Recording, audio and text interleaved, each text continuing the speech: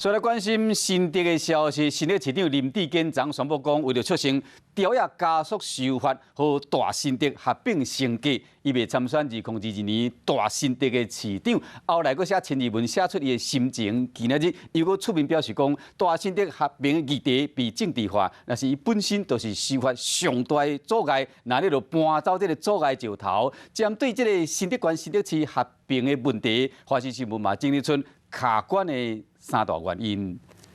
我不会参选2022的大新竹市长。如果我就是修法最大的这个阻碍，那我想我就应该要搬走这个阻碍合并升格的这个石头。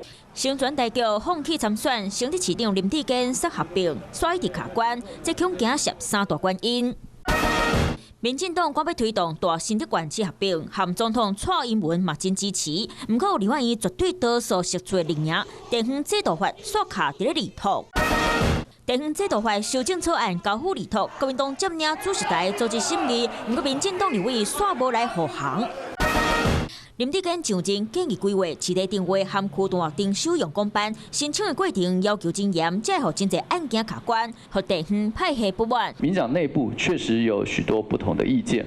不过，最后在党内都有高度的共识之下，民进党内部的问题，我想都已经解决。我会去请大家一起站出来，把声音让朝野各政党大家都听见，民意已经高涨到这里了，大家还是应该理性的去面对。不过，近期新台湾国际智库民调显示，民进党3个县市合并方案，全台湾高有33.5%的民众支持，无支持者44.7%，其中新竹市民支持度46.9%，无支持的人则要50%。林志坚为了赶修法，宣布退选，就是希望莫阁出现政治的斗争。